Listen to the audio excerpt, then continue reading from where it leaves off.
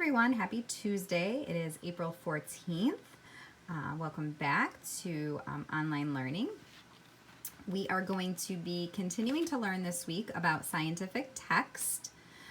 Yesterday you should have read Thank You Taste Buds as your article and answered the questions and submitted those, so make sure you have done that before watching today's video. Again, this is Tuesday's video. All right. So today we're going to be delving into a PowerPoint and talking about connections within these scientific texts. Okay, our target or our learning objective today is going to be, I will explain the connections between events and concepts within a scientific text.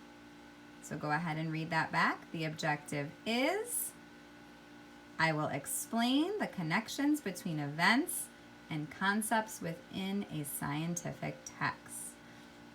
So by now, you should have a little bit of knowledge about what a scientific text involves. I'm just going to move up here. Yesterday, we talked about in our video about how these texts are about how parts of the world work, both living and non-living. So the articles that you're going to be reading this week, boys and girls, are going to have things with just that, living and non-living. All right, so we're going to continue on with our slideshow here.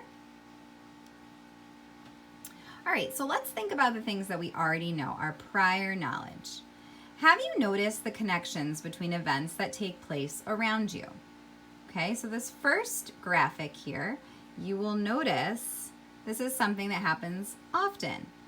Okay, if I see it begin to rain outside, I may observe people taking out their umbrellas. So there's a connection between it raining and people taking out an umbrella to keep dry, right? Or we could think of it as a cause and effect, right? The why is that it's raining. The what, as a result, is we take out an umbrella to stay dry. All right, another example of something we do every day, or you should be doing every day, is brushing our teeth. So if I regularly brush my teeth, I think they will be blank. So look at that picture. What do you think will happen if you brush your teeth regularly? They will be sparkling, they will be clean, right? Or we can also think of that as a cause and effect relationship with, if you are brushing your teeth, that's the why. As a result, the what is you will have sparkly, clean teeth. When you go to the dentist, you'll get a good report, right? All right, so that's what we already know, our prior knowledge.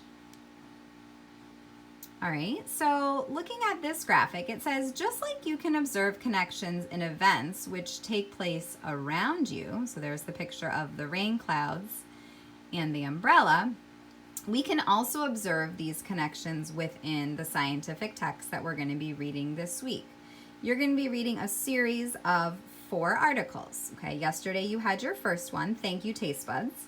Today's article is going to be all about light bulbs, so you'll read how light bulbs work. Tomorrow's lesson will be antibiotics in action, and then Thursday's will be desert animals. So all throughout this week, you will observe those connections, and we're going to be talking about what those connections are through our PowerPoint slide, and then you'll have some questions to answer. All right, so let's move on to our next slide. All right, so thinking about something that's living, okay, plants. One of your articles this week will be about the desert. You can think about plants that live in the desert, okay? This can apply to these types of scientific texts. So scientific texts tell about how and why things happen in the natural world. So let's look at our question. How does a seed grow into a plant? So I'm going to read this paragraph aloud to you. You can just go ahead and read it to yourself as I read it aloud. Seeds have an outer shell. This is called the seed coat. Inside the seed, there is a baby plant called the embryo. There is plant food within the seed called the endosperm. A seed can sense when it is in the right environment for growing. When the seed is planted in soil, receives water and the temperature is right, then it can begin growing. It will first push down roots, then a shoot will push through the ground and begin growing.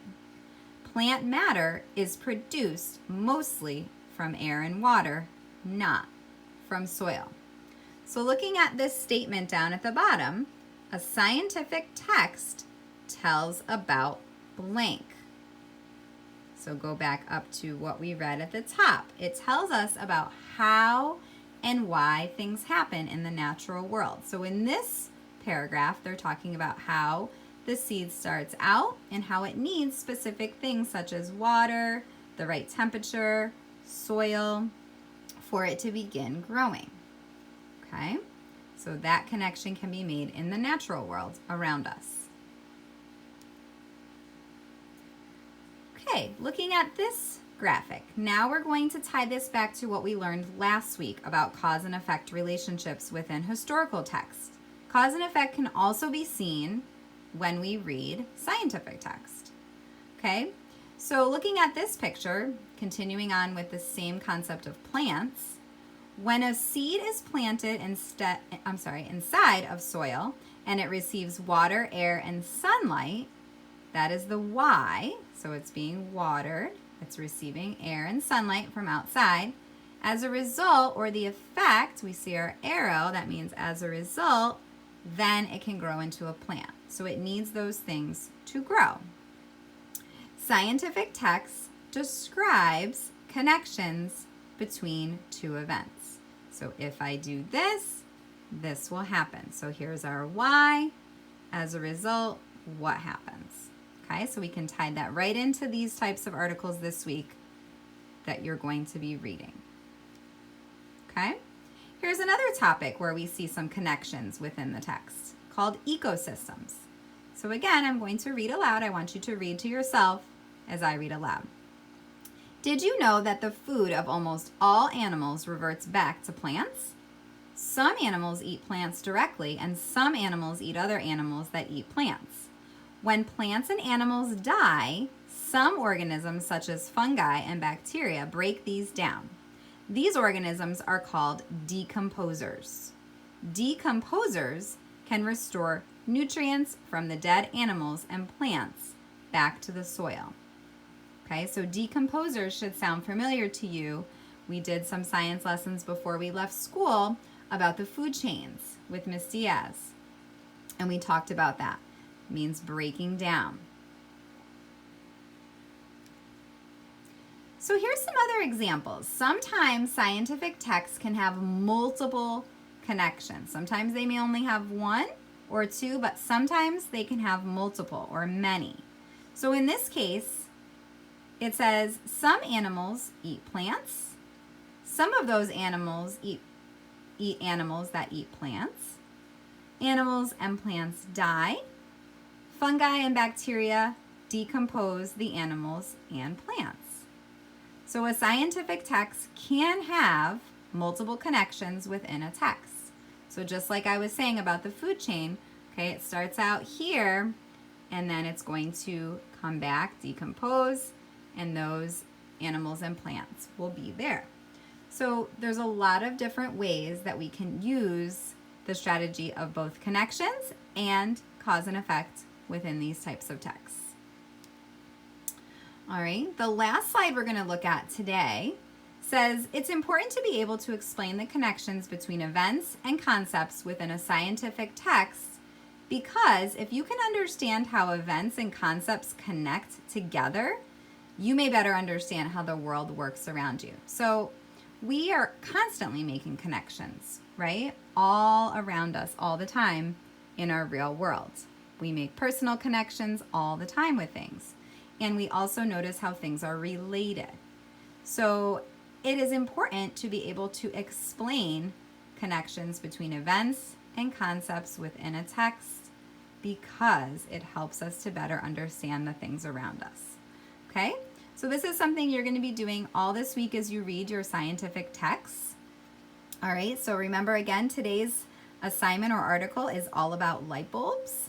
And you will be reading, annotating, taking notes, and then answering those questions and making those connections within those texts. All right, have a great day and see you next time.